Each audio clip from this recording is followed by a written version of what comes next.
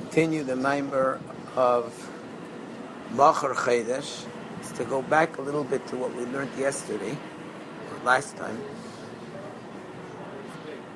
to explain a little better, to try to explain a little better.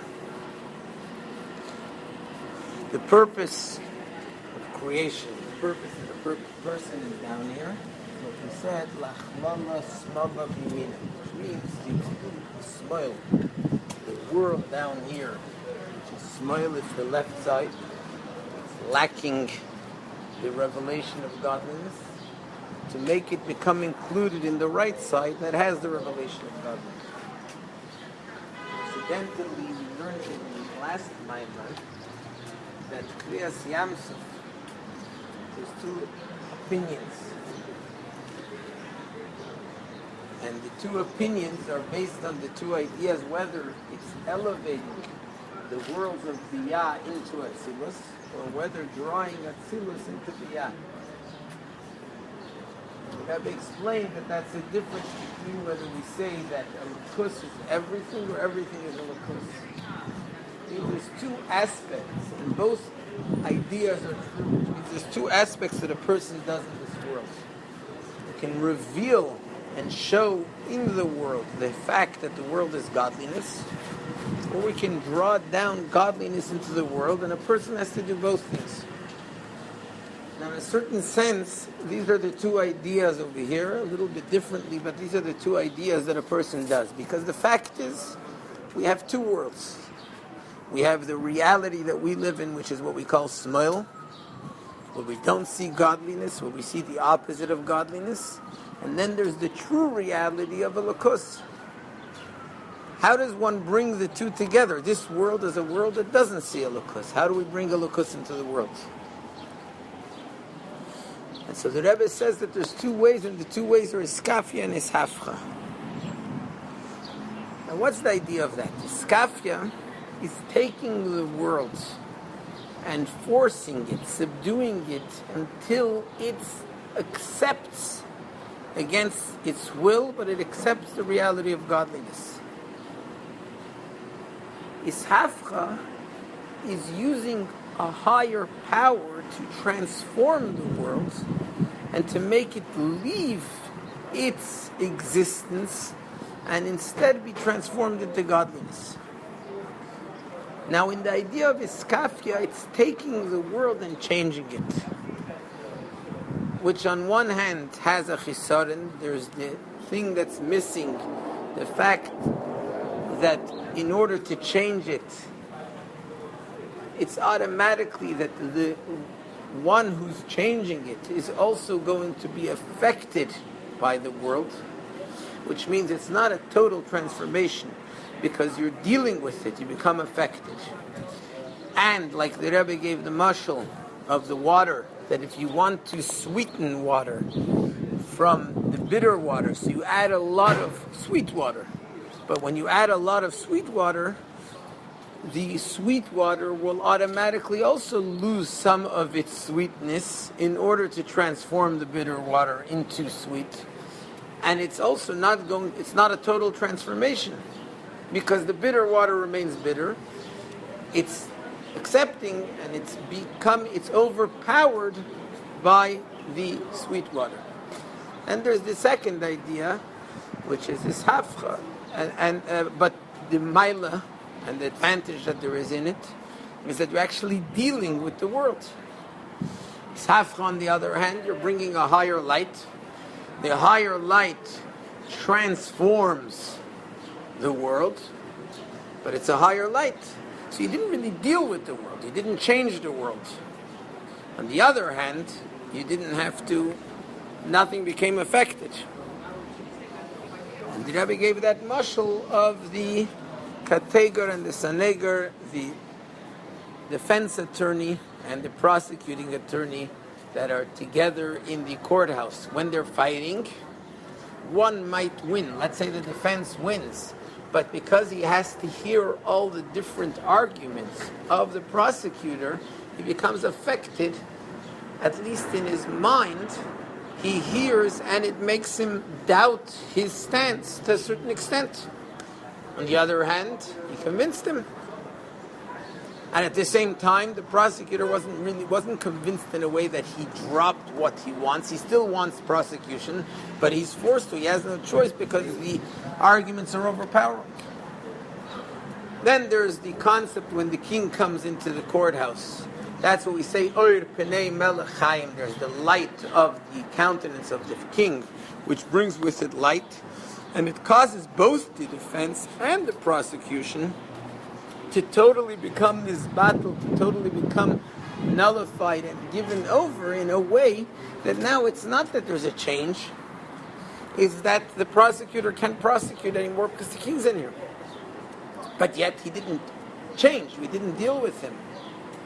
So in a sense, what we're talking about is two concepts. There's dealing with the world in order to change the world. In a sense, the idea of Altzes Elokos, everything becomes godliness because we force it by teaching it, by slowly bringing the reality of the world to realize the true reality of godliness.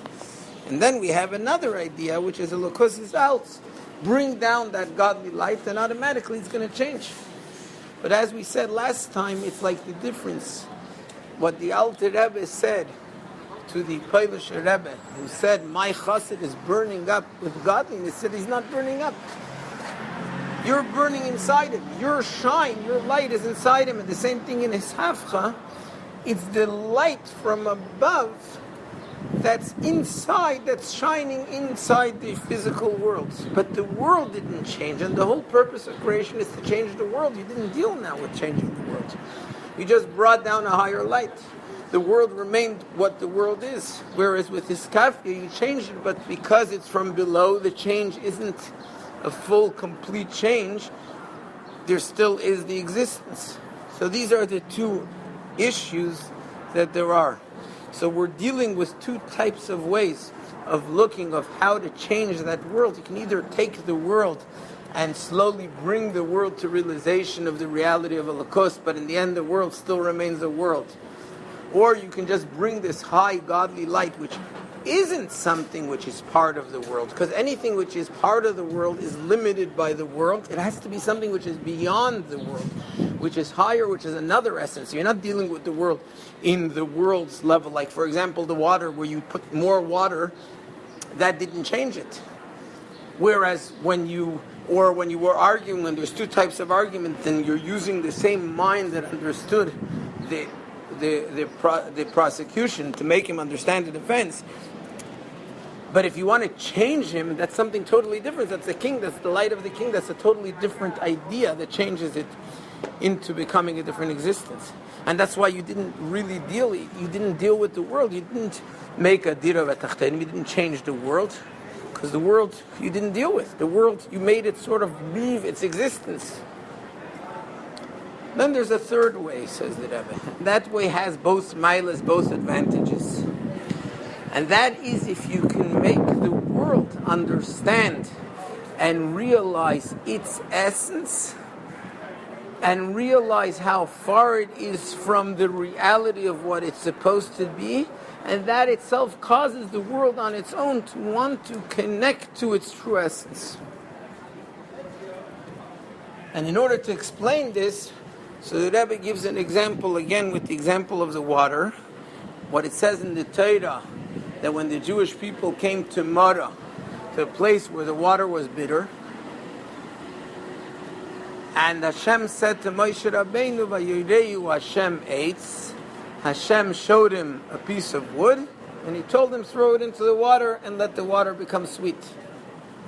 And so that's what Moshe Rabbeinu did. And there's two opinions.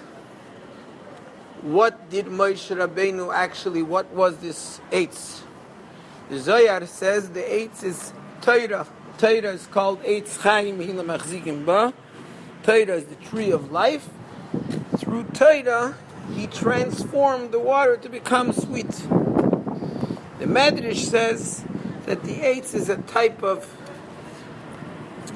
sam, it's a type of potion. That means it's a type of wood that by putting it into the water, that changes over the water. And that wood is a very bitter wood. And that bitter wood, you put that bitter wood into the water, and that makes the water sweet. What are the two opinions? So the Rebbe says, according to the opinion, it's Torah. That's like the idea of Ishafcha. Both opinions are not that he put more sweet water. He didn't put more water in. He didn't deal with the water itself. It wasn't iskafia. It wasn't something that was dealing with the water in order to transform it.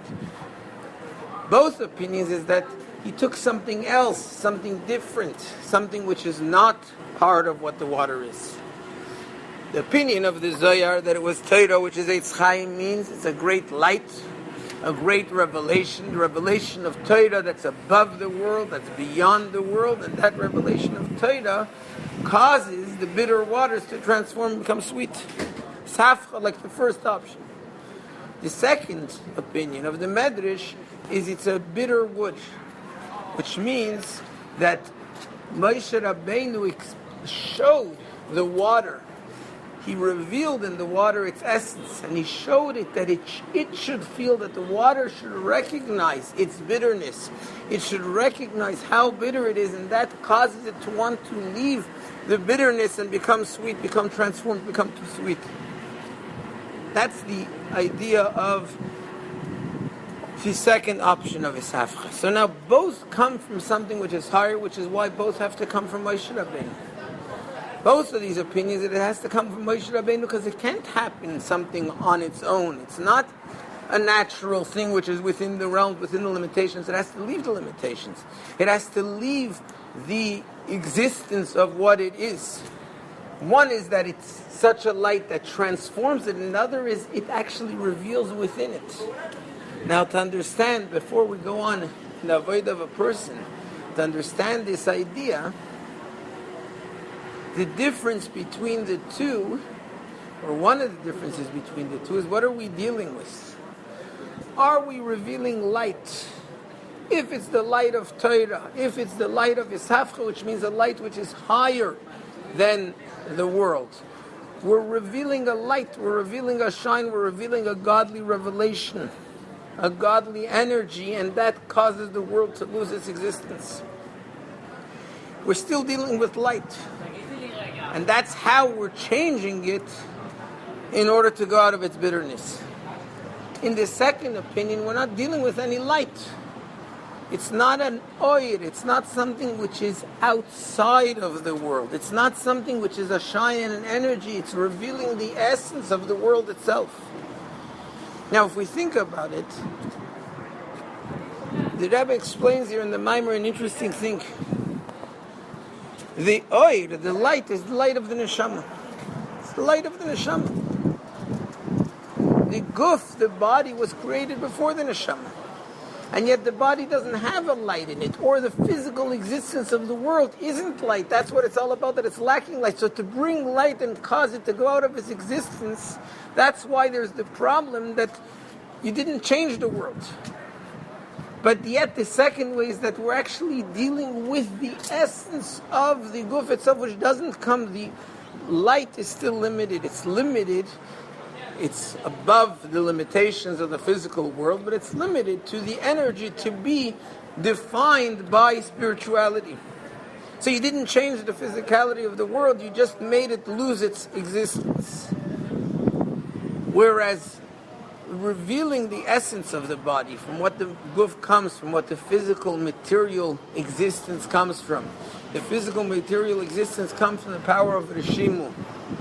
Rishimu is the imprint, so to speak, of Hashem, of in the godliness itself. That's the idea of Rishimu, meaning revealing the power of how the physical existence itself is really godliness. And the Mitzvah Hashem, next time we'll continue on with how it is in the avodah of a person. But that's just the general idea of how it is in a person also, that a person has to do his avodah in one of these